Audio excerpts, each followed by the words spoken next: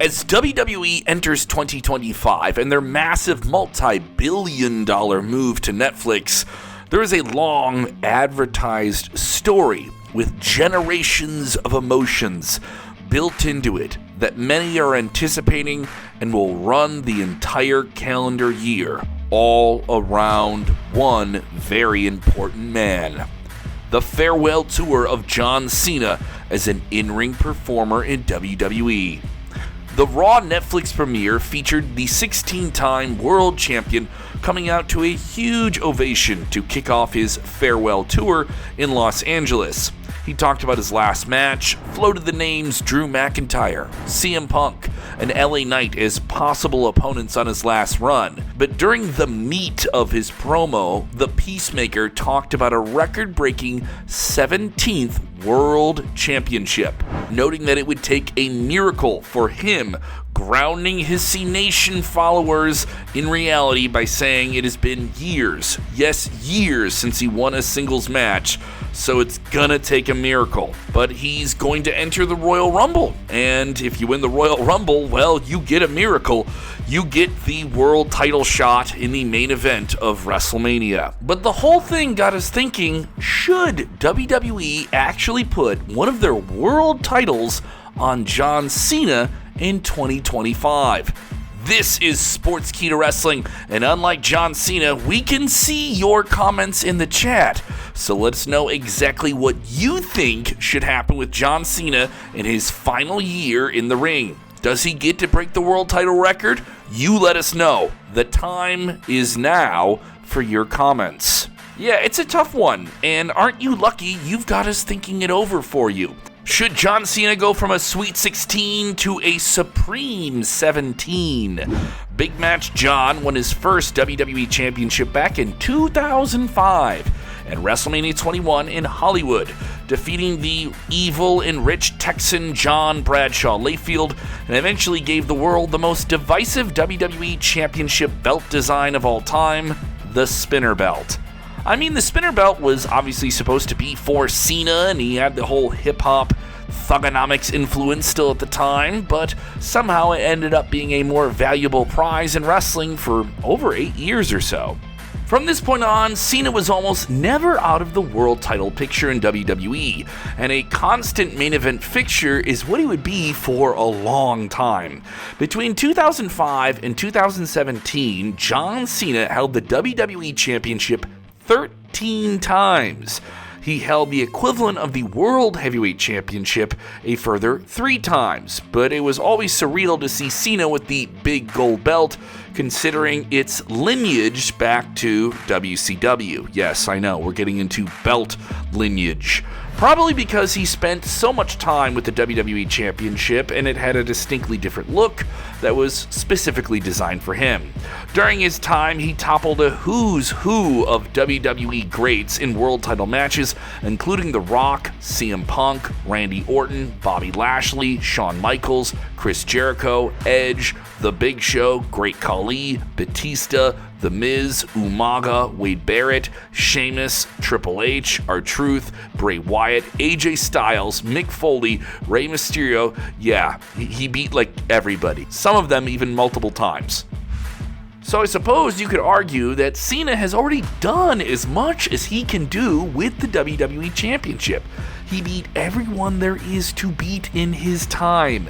His reign tally is double digits. He had his own custom title. He main evented multiple WrestleManias and won most of them and left with a world championship more often than not. But you know this. We know this. By now, John Cena, he's like the Bugs Bunny, the Mickey Mouse of WWE, except instead of asking, "What's up, Doc?" he's asking, "Are you sure about that?" Yeah, are you sure about that?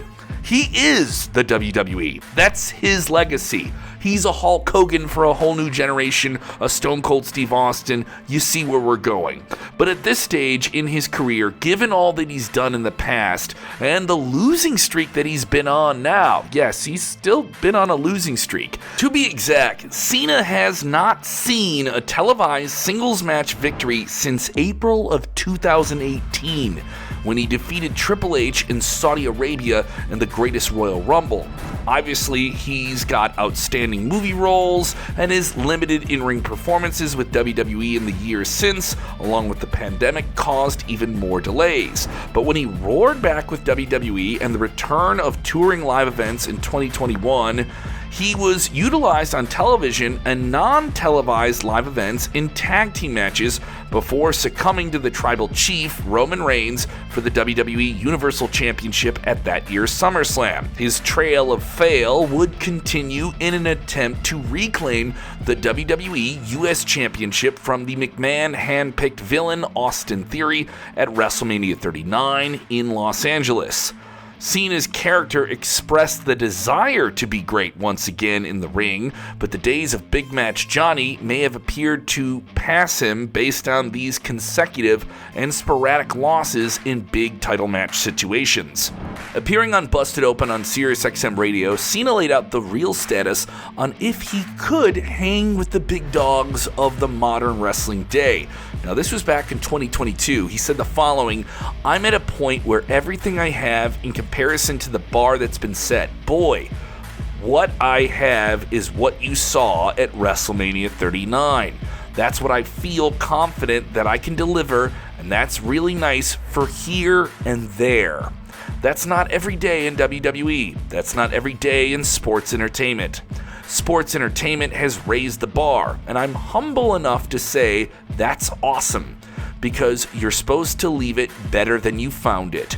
The people are supposed to advance it, and that's why you're supposed to go from smoky bingo halls to the Pontiac Silverdome to towns now offering us financial incentives to be in for WrestleMania." So maybe putting the title on him now would come across a little bit forced, or maybe overkill for the farewell tour he's on.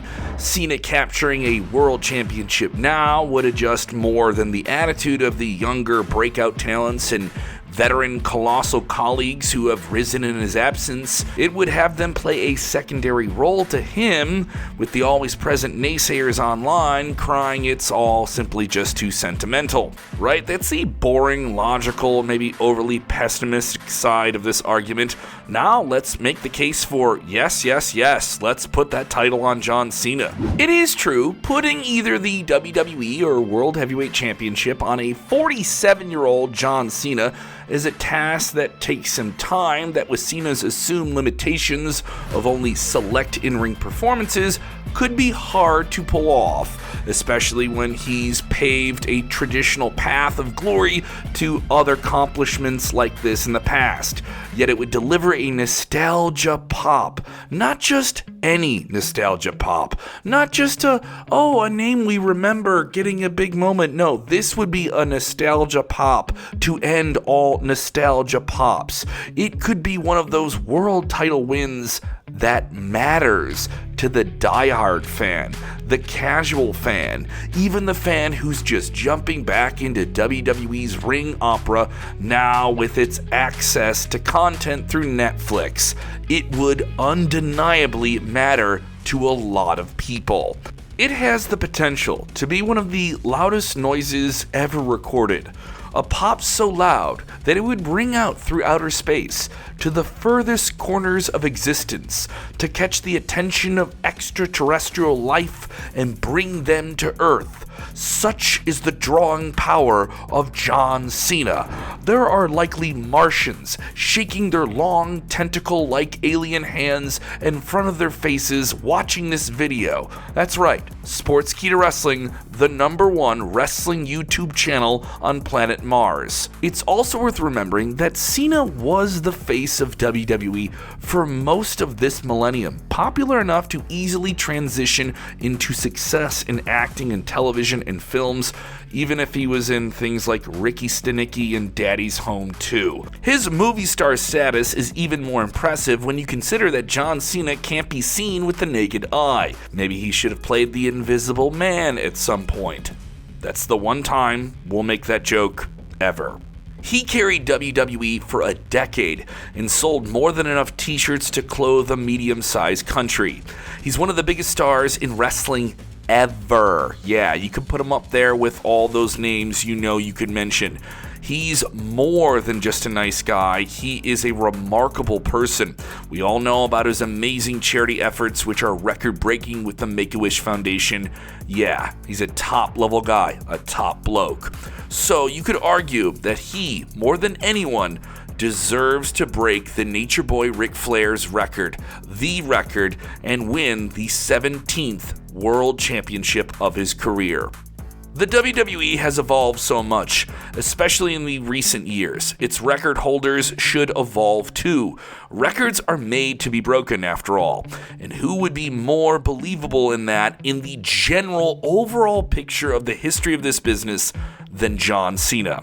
With the way WWE presented him over the years, it wouldn't be out of place to have this be one of his career highlights, especially near the end of it. One last piece of history made before he can ride off into the sunset and make millions and millions of dollars for the rest of his life, perhaps driving a car alongside Vin Diesel or providing the voice of an animated bull. He's won the Royal Rumble before, he can do it again. He could also win the Elimination Chamber or Money in the Bank. As he mentioned in Raw in his Netflix promo, he's got options to get to that title. And they're not going to be easy, but the path to get there is the ride that we're on. But which title will he win? You could argue that a program with the Ring General Gunther for the World Heavyweight Championship would elevate both the championship and Gunther in the process. But we've sort of seen this before, a monster heel with an impressive win-loss ratio, dominating their respective show, only to run into the valiant John Cena. It happened with Umaga in 2007, with Rusev in 2015, where Cena took the US Championship from him at WrestleMania 31 after he came out on a tank. It happened with the Great Khali. It happened with Bray Wyatt at WrestleMania 30. Even the entire group of the Nexus. They were steamrolled by the Cena Machine at SummerSlam 2010. They were never the same after losing to Cena, and it was one of those, big gripes, Cena wins lol memes. Yeah, Cena buried them, which he has denied and is not anything that anyone can actually authentically confirm. Would Cena toppling Gunther now only be just a repeat of those similar scenarios? Would it be a good idea to have him defeat Gunther, who has been almost unstoppable as a force on Monday Night Raw, the longest reigning Intercontinental Champion ever, who's dispatched the likes of Seth Rollins, Drew McIntyre, and Damian Priest, who are also all in their prime? We're going to say no. It wouldn't be worth sacrificing the aura of the most imposing figure in WWE, and that is indeed still Gunther, just to give a 47-year-old John Cena a losing streak breaker and one more title run at the expense of everything that's been invested in Gunther over the recent years. The WWE Championship, on the other hand, is something that Cena could potentially win, and maybe is more tied to him as the face of WWE of the past, regaining that face place once again. Now that title, though, belongs to the current face of the WWE, Cody Rhodes. A belt that Big Match Johnny is quite familiar with, given that he's won it 13 times. Cody clearly knows a thing or two about legacy and defining achievements tied to that, with all the trouble he had finishing his story and ending Roman Reigns' historic world title reign, humbling him in defeat. If anyone was to end Cody's reign as champion, Cena would be a poetic choice. A babyface versus babyface scenario is hard to pull off, but these are two characters with a lot of emotional investment on both sides from the fans. One huge achievement stepping aside for another, if only briefly. It would make a great main event for any of WWE's major premium live events, and it would be rewatched for decades. A true generation versus generation moment, but Cody is someone who's been in this business his entire life, one way or another. We think the American Nightmare would handle the loss quite well, and probably raise John Cena's hand after the bell in this hypothetical scenario. But even if it doesn't happen, that works out too. It could be the perfect catalyst for a full-blown Cody Rhodes' heel turn.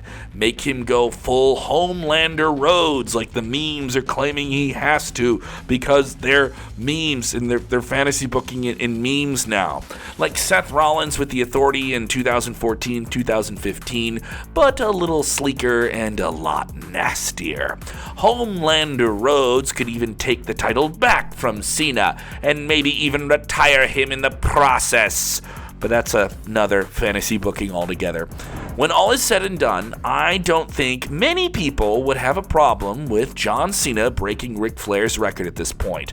And maybe even Ric Flair doesn't have a problem with it. He's gone on the record saying he would support it. Come to think of it, these same people would not have much of a problem with John Cena winning the Royal Rumble either. The hardcore fans that hated John Cena so long ago are almost glad that he's finally won them over. They booed him out of buildings with dueling chants of "Let's go Cena, Cena sucks," following him around the world. But eventually, he won those fans over, especially in the mid-2010s. But just like Roman Reigns after him, the fans weren't really booing John Cena. They were booing the idea of WWE putting him up on a pedestal and claiming he's the guy. Cena just did his best and rose to the top of the entire industry through sheer will, through sheer hard work, and just being an all-around awesome person in and out of the ring.